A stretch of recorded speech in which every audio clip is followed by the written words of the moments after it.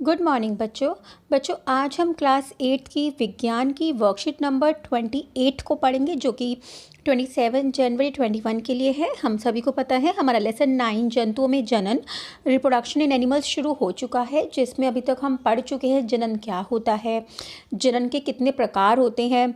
हमने last worksheet में पढ़ा था कि नर जनन तंत्र क्या होता है, उसके अंग क्या होते हैं, है ना। आज की वर्कशीट में बच्चों हम पढ़ेंगे मादा जनन तंत्र क्या है और उसको डिटेल्स में पढ़ेंगे।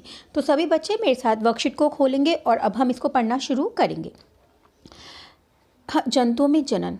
हम जानते हैं कि लैंगिक जनन में नर और मादा दोनों ही आवश्यक होते हैं। अब ये हमें पता है कि लैंगिक जनन सेक्सुअल रिप्रोडक्शन में दोनों ही सेक्सेस का होना बहुत ज़रूरी है, तभी एक संतान की उत्पत्ति होती है। तो दोनों सेक्सेस मतलब नर और मादा दोनों की ही आवश्यकता होती है, तभी एक संतान की उत्पत्ति होती है। मानव में नर और मादा दोनों में अलग अलग जनन तंत्र होते हैं। अब वो कह रहे हैं कि मनुष्यों के अंदर नर मतलब पुरुष मतलब मेल और मादा मतलब फीमेल, दोनों में ही अलग अलग रिप्रोडक्टिव ऑर्गन्स रिप्रोडक्टिव सिस्टम्स होती हैं, है ना। आज हम मानव मादा जनन तंत्र के बारे में जानेंगे। तो आज हम फीमेल रिप्रोडक्टिव सिस्टम के बारे में पढ़ेंगे। अब मादा जनन तंत्र में शामिल है, अब वो तो मादा जनन तंत्र में शामिल है। अब बच्चों यहाँ पे आपको एक सुंदर सा चित्र दिखाया हुआ है, मैं इसको बड़ा करके दिखाती हूँ। तो आप ये देखेंगे यहाँ पे ये चित्र आपकी NCERT का ही लिया हुआ है, लेसन नंबर 9 का चित्र 9.3 है। अब इसमें क्या दिखाया हुआ है, इसमें दिखाया हुआ है कि मादा जनन तंत्र में क्या होता है, मतलब फीमेल रिप्रोडक्टिव सिस्टम में क्या क्या होते हैं, कौन कौन से अंग होते हैं। तो बच्चों उनमें एक जोड़ी क्या होता है, अंडाशय होता है, ओवरी होती है, यहाँ पे आपको दिखाई दे रही है, ये क्या है, अंडाशय मतलब ओवरी। और फिर इनसे जॉइंट फेलोपियन ट्यूब्स होती है, अंडवाहिनी होती है, ये भी दोनों तरफ है, तो ये भी एक जोड़ी होती है अंडवाहिनी, जिसको हम फेलोपियन ट्यूब्स भी कहते हैं। और बच्चों जहाँ पे बच्चा विकसित होता है, जहाँ पे बच्चा बड़ा होता है, क्या होता है वहाँ पे गर्भाशय, एक गर्भाशय होता है। तो ये बच्चों फीमेल रिप्रोडक्टिव सिस्टम मादा जनन तंत्र के ये अंग होते हैं, एक जोड़ी अंडाशय, एक जोड़ी अंडवाहिनियाँ और एक गर्भाशय। इतना समझ में आया बच्चों। अब इनके कार्य क्या क्या होते हैं ये हम अलग से पढ़ेंगे। तो चलिए अब हम पढ़ते हैं वर्कशीट में हमें आगे क्या बताया हुआ है। अब वर्कशीट में हमें बताया हुआ है कि मादा, ये बहुत अच्छा से आपको फ्लो चार्ट दिया हुआ है, मैं चाहती हूँ आप वो चित्र भी ड्रॉ करेंगे मादा जनन तंत्र का, चित्र 9.3, और साथ में ये फ्लो चार्ट भी बनाएंगे जिसमें बताया हुआ है मादा जनन तंत्र के मुख्य 3 अंग होते हैं। एक होता है एक जोड़ी अंडाशय, जो अभी हमने यहाँ पे देखा था कि क्या होती है, एक जोड़ी अंडाशय होती है।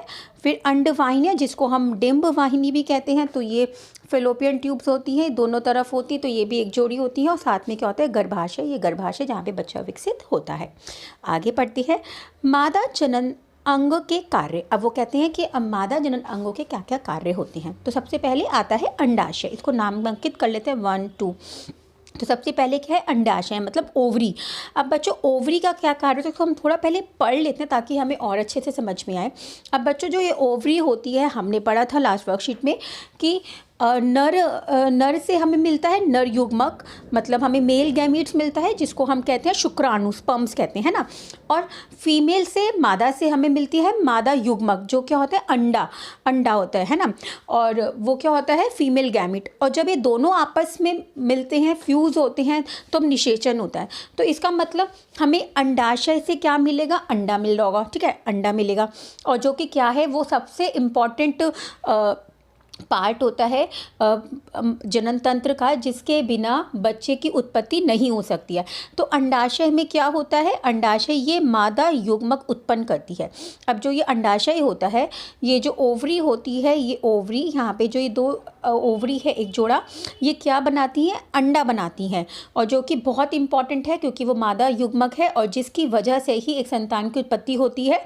और अंडाणु और शुक्राणु जब मिलते हैं तभी एक बच्चा बनता है। अब बच्चों यहाँ पे एक बात और समझने वाली बात है कि जब एक लड़की पैदा होती है तो यहाँ पे जो ये अंडाशय है ना, इस अंडाशय के अंदर बच्चों लाखों अंडाणु होते हैं, लाखों, लेकिन वो इमेच्योर होते हैं, वो बहुत ही छोटे छोटे इमेच्योर होते हैं, बहुत ही छोटे छोटे। तो लाखों अंडाणु होते हैं बट वो इमेच्योर होते हैं। लेकिन जैसे जैसे एक लड़की बड़ी होती है और प्यूबर्टी की स्टेज पर आती है, तो प्यूबर्टी वह स्टेज, वह अवस्था होती है जिसमें एक बच्ची चाइल्डहुड से एडल्टहुड की तरफ आती है और उसमें क्या होता है, उसकी बॉडी में चेंजेस होते हैं। अब बच्चों क्या होता है, जब हम छोटे होते हैं तो हमारी बॉडी की जो एनर्जी होती है वो हमारी फिजिकल ग्रोथ में निकल जाती है, हमारी वो फिजिकल ग्रोथ में लग जाती है। लेकिन आपको पता है ना, हमारी जो फिजिकल ग्रोथ है, हमारी हाइट होती है, ये सब एक कुछ समय तक ही बढ़ती है, उसके बाद ये हाइट बढ़ना बंद हो जाती है। ऐसे ही होता है ना। तो बच्चों क्या होता है, वो क्यों बढ़ना बंद हो जाती है, क्योंकि जो हमारी बॉडी की जो एनर्जी होती है वो हमारे बिल्कुल स्टार्टिंग फेज़ पे जो हम बच्चे होते हैं तो वो हमारी फिज़िकल ग्रोथ पर लग जाती है। लेकिन जब हमारी बॉडी की फ़िज़िकल ग्रोथ हो जाती है तो वो एनर्जी क्या होती है, वो एनर्जी हमारे जनन तंत्र पर लगती है, मतलब हमारे रिप्रोडक्टिव ऑर्गन्स को डेवलप करने में लग जाती है। तो आपने देखा है, अगर हम बताएं कि एक लड़की प्यूबर्टी की स्टेज पर या एक लड़का प्यूबर्टी की स्टेज पर कब एंटर हो रहा है, तो आप देखेंगे कि लड़कों में दाढ़ी आनी शुरू हो जाती है ना। दाढ़ी के साथ साथ उनकी आवाज़ जो होती है उनमें भारीपन आना शुरू हो जाता है ना। ऐसे ही बच्चों जो हमने देखा था कि जिनका शीर्षण होता है उसमें भी कभी कभी क्या होता है, उसमें कभी कभी इरेक्शन होना शुरू हो जाता है। तो बच्चों ये चेंजेस जो होते हैं ये नर में आते हैं। अब मादा में जब वो प्यूबर्टी की स्टेज में आती है, मतलब जब वो जनन करने के लिए जब उनका शरीर तैयार होना शुरू होता है तो क्या होते हैं उनमें बच्चों ब्रेस्ट का डेवलपमेंट होनी शुरू हो जाती है। उनके जो होते हैं एक्स्ट्रा हेयर्स जेनिटल ऑर्गन्स की तरफ निकल आते हैं, है ना, प्यूबर्टी हेयर्स निकल आते हैं, ऐसा ही होता है ना। तो बच्चों और फिर क्या होता है, पीरियड्स शुरू हो जाते हैं। अब बच्चों यहाँ पे ये बहुत ज़रूरी है जानना कि पीरियड क्या होते हैं। अब बच्चों जो ये अंडाशय है जहाँ से हमें मादा युग्मक उत्पन्न हो रहा है, मतलब एक अंडा मिल रहा है जो कि एक बच्चे की उत्पत्ति के लिए बहुत ज़रूरी है। तो बच्चों जब एक लड़की एक रिप्रोडक्टिव फेस में आती है, मतलब एक जनन करने वाले फेस में आती है, तो क्या होता है, उसकी बॉडी जो होती है, अब उसकी बॉडी में से यहाँ पे से जो ये अंडाशय है, इन अंडाशयों में से हर महीने एक अंडा निकलता है। क्या होता है, मैं आपको फ़ोटो से समझाती हूँ ताकि आपको और अच्छे से समझ में आए। अब क्या होता है बच्चों, ये जो अंडाशय है इनमें हर महीने में से किसी भी अंडाशय में से, या तो इसमें से या इसमें से एक अंडा विकसित होता है और ऊपर की तरफ अंडवाहिनी में आ जाता है। कितना समझ में आया है। तो बच्चों होता क्या है, अब हम सबको पता है कि जो शीर्षण होता है, जो पेनिस होता है, वह वेजाइना के अंदर जाता है, ठीक है। फिर हमें पता है, हमने लास्ट वर्कशीट में पढ़ा था कि पेनिस जो शीर्षण होता है उसी से लाखों नंबर में शुक्राणु जो होते हैं वो थ्रू वेजाइना मादा जनन तंत्र के अंदर जाते हैं। तो बच्चों यही होता है, यहाँ पे ये वेजाइना है और उसके अंदर जब शीर्षण जाता है तो उसमें से लाखों शुक्राणु निकलते हैं। क्या निकलते हैं, लाखों शुक्राणु निकलते हैं। और बच्चों यहाँ पे क्या है, ये अंडाशय से एक अंडा निकलता है जो कि कहाँ पे होता है, अंडवाहिनी में होता है। अब बच्चों शुक्राणु को अंडा तक पहुँचना है तभी निषेचन होगा और तभी एक संतान की उत्पत्ति होगी, अन्यथा संतान की उत्पत्ति नहीं होगी। अब क्या होता है बच्चों, जो इसमें से लाखों शुक्राणु जो निकलते हैं ना, कुछ तो रस्ते में ही उनका स्पैन ऑफ लाइफ ख़त्म हो जाता है, कुछ ब्रेक हो जाते हैं, कुछ ख़त्म हो जाते हैं, फिर वो कुछ जो होते हैं वो इस सर्विक्स के थ्रू गर्भाशय में आते हैं, फिर कुछ मर जाते हैं। अब बच्चों केवल और केवल एक शुक्राणु जो होता है अंडे तक पहुंचता है और उसको निषेचन करता है। तो क्या होता है बच्चों, यहाँ से शुक्राणु निकलते हैं, यहाँ से जाते हैं और फिर क्या होता है, एक शुक्राणु जो होता है वो अंडे तक पहुँचता है और निषेचन करता है।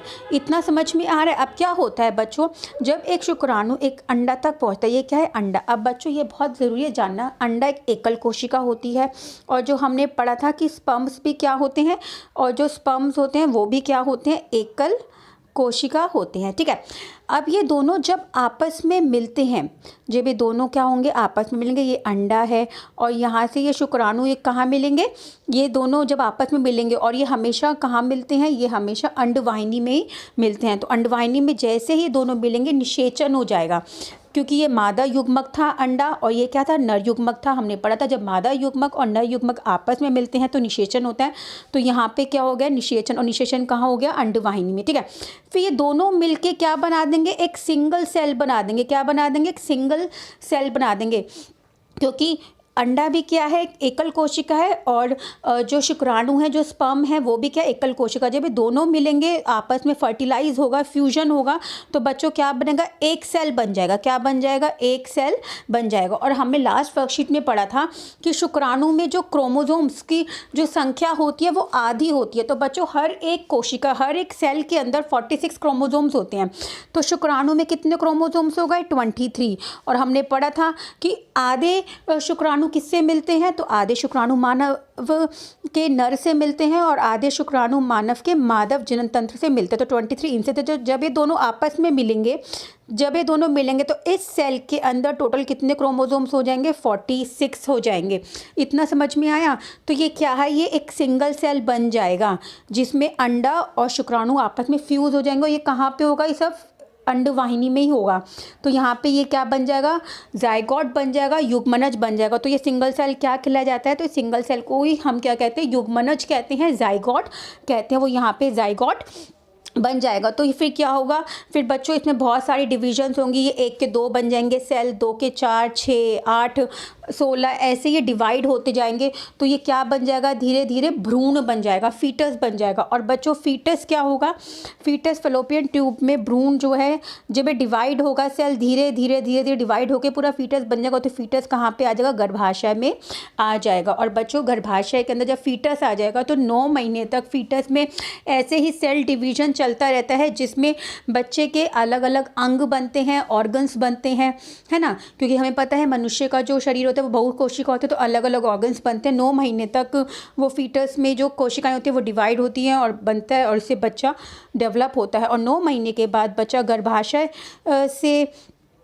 होता हुआ वेजाइना के थ्रू होता हुआ बाहर आ जाता है। तो बच्चों, वेजाइना को हम बर्थ कैनल भी कहते हैं, क्योंकि बच्चा जो होता है वो गर्भाशय से होता हुआ, वेजाइना से होता हुआ बाहर आता है। तो आई होप बच्चों, ये आपको समझ में आ गया होगा कि कैसे एक बच्चा विकसित होता है। और इसको मैं और डिटेल्स में दिखाती हूँ। तो ये बच्चों हमारी अंडवाहिनी है।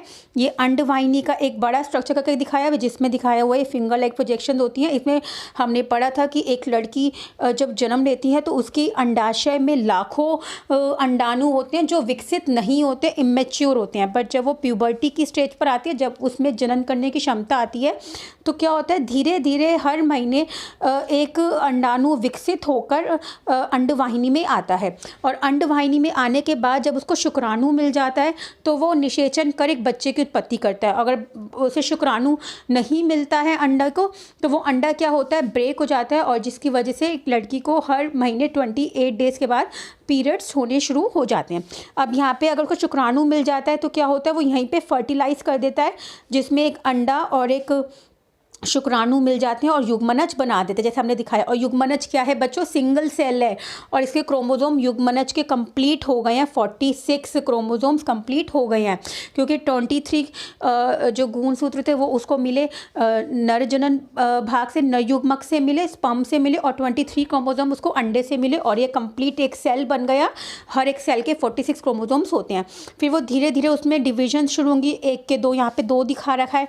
फिर ऐसे नंबर डिवाइड होते होते वो बच्चों क्या बन जाता है, भ्रूण बन जाता है, रोपित भ्रूण। और ये भ्रूण कहाँ पे आ गया, गर्भाशय में आ गया, और ये इस गर्भाशय में क्या होना शुरू हो जाता है, विकसित होना शुरू हो जाता है।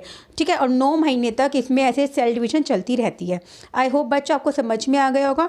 और ये एक मानव अंडाणु का चित्र है, मतलब अंडाणु में क्या होता है, एक केंद्रक होता है। आई होप बच्चों आपको ये चित्र समझ में आ गया होगा। बच्चों, आपको ये सारे चित्र अपनी कॉपी में बनानी है। 9.4 भी बनाना है, 9.8 का ए भाग है, और ये 9.3 है, तीनों बनाने हैं। तो आई होप बच्चों ये आपको अच्छे से समझ में आ गया होगा। ठीक है।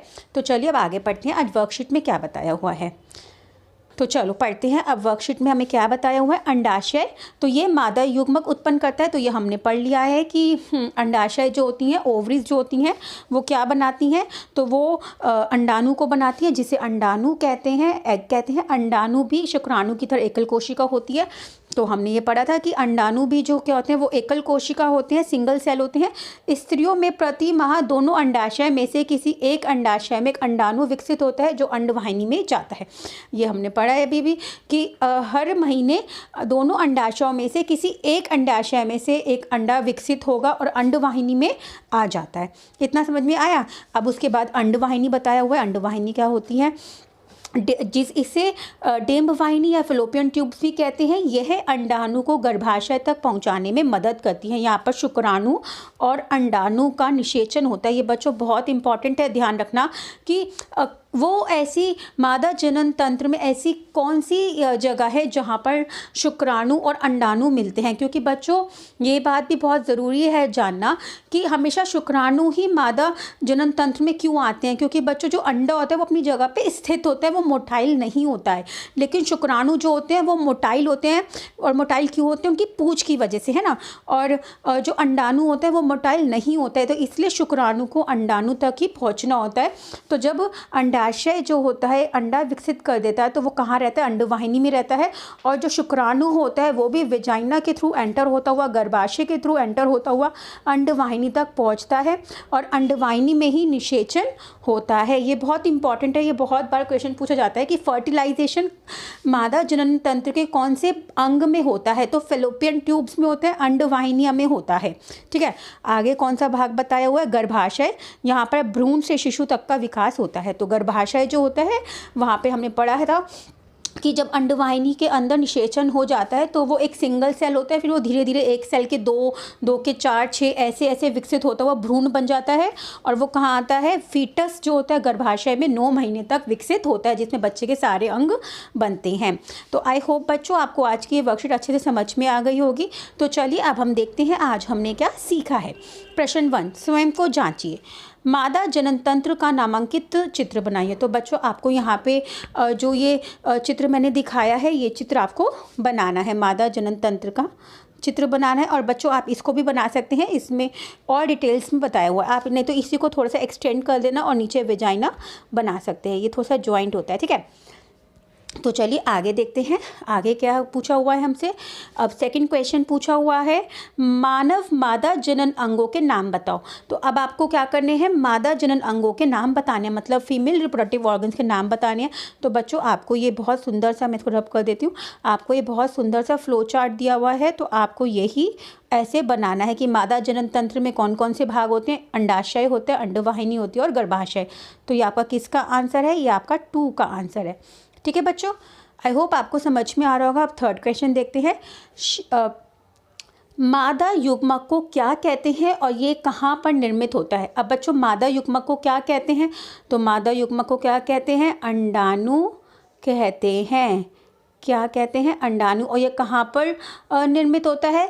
तो ये कहाँ से निर्मित होता है? तो ये हमारा कहाँ से होता है? अंडाशय से।